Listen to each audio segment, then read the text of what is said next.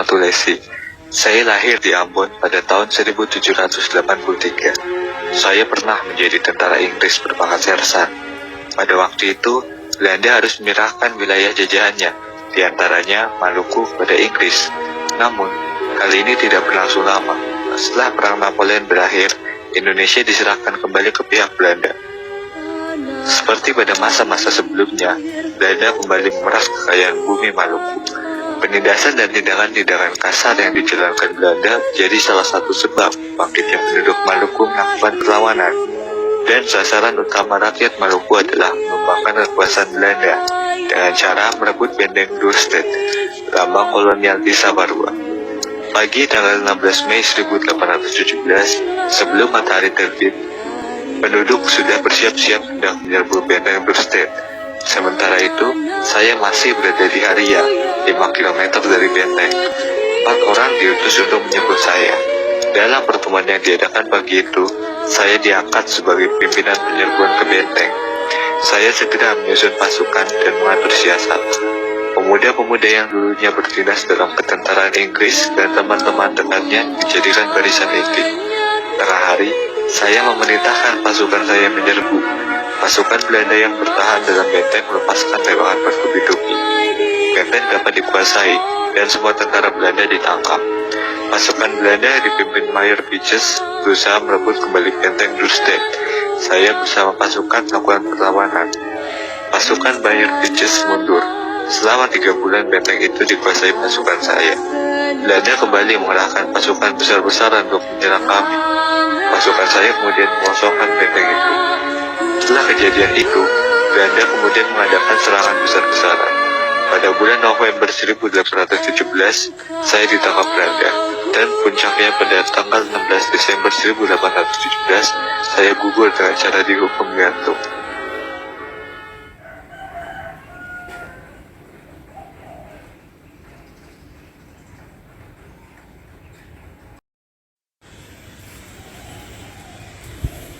Semasa muda, saya bernama Gusti Inokartapati.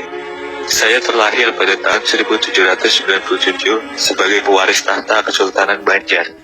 Pada Maret 1862, saya dinobatkan sebagai Sultan Banjar dengan gelar Panembahan Amiruddin Khalifatul Mukminin. Bukan hanya diakui oleh suku Banjar, saya juga dihormati seluruh suku di sepanjang Sungai Barito. Saya melanjutkan perjuangan Sultan Hidayatullah yang ditipu dan diasingkan Belanda ke Cianjur. Saya ada di balik perang Banjar. Saya bersama ratusan prajurit menyerang tambang batu bara Belanda di Pengarot 25 April 1859. Kecamuk perang demi perang pun saya mainkan. Belanda mengamuk, tapi saya tak juga kalah. Pujukan menyerah tak pernah ditanggapi oleh saya. Nyawa saya pernah dihargai 10.000 gulden. Namun, tak seorang pun berniat mencelakai saya demi keuntungan pribadi. Sampai perang selesai, saya pun masih tetap bertahan. Saya meninggal karena sakit paru-paru dan cacat setelah bertempur di bawah kaki Bukit Bagantung, Tundakan, pada tanggal 11 Oktober 1862. Terkubur sekitar 91 tahun di hulu Sungai Barito.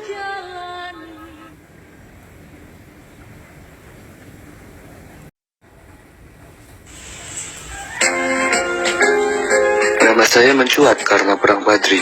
Mulanya, perang yang berlangsung lama itu merupakan perang antara kaum adat dan ulama di Sumatera Barat. Saya sendiri termasuk ulama. Nama asli saya adalah Muhammad Syahab. Ayah saya bernama Buya Nudin.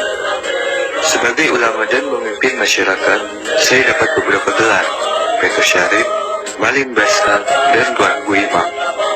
Saya disebut Tuanku Imam Bonjol. Bonjol sendiri merupakan daerah kelahiran saya. Saya memimpin kaum ulama dalam perang Badri. Berawal dari konflik sesama masyarakat, peristiwa itu menjadi perang melawan Belanda. Masyarakat akhirnya sadar, mereka tak seharusnya saling menyerang, hanya karena persoalan adat dan agama. Apalagi kondisi itu dimanfaatkan Belanda untuk memecah belah. Kaum adat dan ulama akhirnya bersatu melawan penjajah. Belanda makin kewalahan. Sampai pada tahun 1824, Belanda mengajak kaum Badri berdamai dan perjanjian massal. Tapi, Belanda sendiri yang melanggar perjanjian. Perang berlanjut. Kalau bantuan untuk Belanda datang dari Batavia, rakyat semakin terdesak. Belanda kemudian mengajak saya kembali berunding pada 28 Oktober 1937 di Palupo. Namun, baru tiba saya langsung ditangkap. Saya dibuang ke Cianjur, Jawa Barat, dipindahkan ke Ambon sampai Minahasa. Pada 8 November 1864, saya meninggal di Pasingan. Nama kecil saya adalah Raden Hasan. Saya putra dari Sultan Muhammad Badaruddin bin Susuhunan Ahmad Najamuddin dan Ratu Agung Putri Datuk Murni bin Abdullah Al-Hadi. Saya dinobatkan pada hari Selasa 22 Zulhijjah 1218 atau 1803 Masehi sebagai Raja Palembang yang ke-7 dan bergelar Sultan Mahmud Badaruddin II. Pada tanggal 14 September 1811 terjadi peristiwa loji Sungai Aur, yaitu 4 hari sebelum terjadi penyerahan di Tuntang. Saya telah mengakhiri pengaruh kekuasaan Belanda di bumi Palembang dari pengaruh kekuasaan asing. Saya sebagai seorang pemimpin punya pandangan yang jauh ke depan dan dapat mempergunakan kesempatan yang tepat untuk membebaskan Kesultanan dan rakyat Palembang dari pengaruh kekuasaan asing. Pada tanggal 18 September 1811, berdasarkan perjanjian Tuntang, Belanda menyerahkan Palembang ke Inggris. Ini merupakan awal dari upaya mengadakan perlawanan terhadap angkatan perang Inggris di kota Palembang. Saya menyingkir ke daerah pedalaman untuk kemudian mengatur perang gerilya bersama rakyat. Perang gerilya yang dipimpin oleh saya di daerah pedalaman inilah memaksa Inggris harus mengakui keunggulan saya dan kemudian mengakui pula kedaulatan saya sebagai seorang raja. Belanda yang berdasarkan perjanjian Inggris-Belanda tanggal 13 Agustus 1814 dibenarkan mengambil kembali daerah-daerah yang pernah diduduki oleh Inggris. Pada tanggal 24 Juni 1821, saya beserta putra saya Pangeran Ratu ditawan. Dan pada tanggal 3 Juli 1821, saya kemudian diasingkan ke Ternate. Saya dilahirkan di Surabaya pada tanggal 6 Juni 1901. Saya lahir dari ibu yang berasal dari Bali bernama Indranyuman Rai dan ayah dari Blitar, Jawa Timur yang bernama Raden Sukemi Sastro Diharjo. Mula-mula saya bersekolah di Fall School, Standard School, European Girls School di Sidoarjo, Jawa Timur. Kemudian pada tahun 1915, saya melanjutkan di HBS Surabaya dan 5 tahun kemudian melanjutkan di THS, Bandung. Masa pendidikan di perguruan tinggi dapat saya selesaikan pada tahun 1925 dengan menyandang sarjana teknik atau insinyur. Pada tahun 1925, saya mendirikan dan menjadi ketua Algemene Studi Club di Bandung, yaitu suatu perhimpunan belajar yang berjiwa nasionalisme. Kemudian pada tahun 1927, bersama-sama dengan Mr. Sunario, saya mendirikan sebuah organisasi pergerakan, yaitu Perserikatan Nasional Indonesia, yang kemudian pada bulan Mei 1928 diubah namanya menjadi Partai Nasional Indonesia. Pada awal masa pendudukan Jepang, saya bersama dengan Muhammad Hatta, Ki Hajar Dewantara, dan Mansur mendirikan dan memimpin Persatuan Negara Rakyat atau PUTRA. Pada bulan September 1943, saya diangkat menjadi ketua Cho Sangin, di samping juga menjadi pemimpin Jawa Okokai.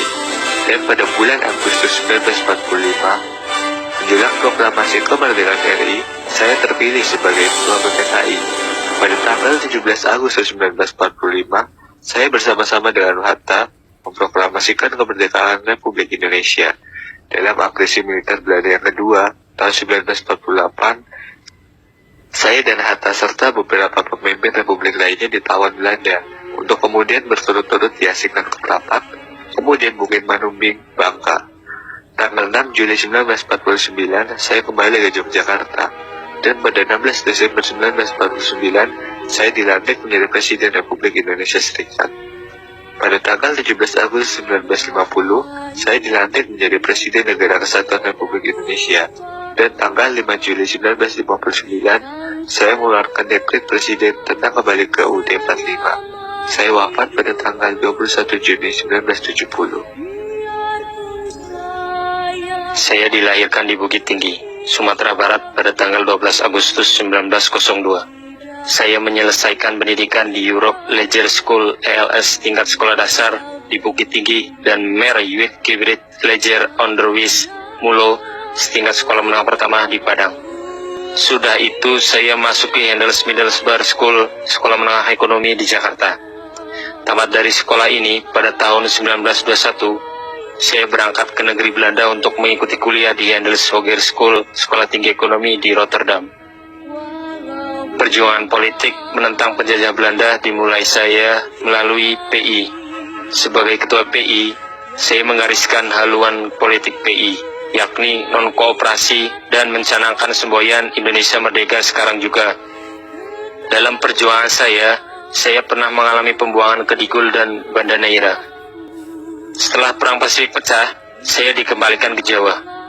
Pemerintah Hindia Belanda pun pecah, dan Jepang akan berkuasa. Indonesia di bawah pemerintahan Jepang juga diberlakukan semena-mena. Saya membacakan suatu pidato tentang cita-cita kemerdekaan Indonesia di lapangan Ikada, Monas, pada 8 Desember 1942. Jepang mengangkat saya dan 3 tokoh nasional lainnya untuk memimpin Putra, Pusat Tenaga Rakyat yang didirikan oleh Jepang. Saya juga merupakan anggota BBU PKI dan wakil ketua PPKI yang kedua dibentuk oleh Jepang untuk persiapan kemerdekaan Indonesia. Pada 18 Agustus 1945, sidang PPKI secara aklamasi memilih Soekarno dan saya masing-masing sebagai Presiden dan Wakil Presiden Republik Indonesia. Jabatan sebagai Wakil Presiden di pangku saya sampai saya mengundurkan diri pada tanggal 1 Desember 1956, diselingi oleh periode singkat sebagai Perdana Menteri Republik Indonesia Serikat dari Desember 1949 sampai Agustus 1950. Dalam masa Orde Baru, saya berusaha mendirikan Partai Islam tetapi gagal. Saya kemudian mendapat kepercayaan dari pemerintah untuk membentuk sebuah panitia dikenal sebagai Panitia 5 dengan tugas membahas masalah Pancasila. Saya yang lebih dikenal dengan sapaan Bung Hatta meninggal dunia pada tanggal 14 Maret 1980.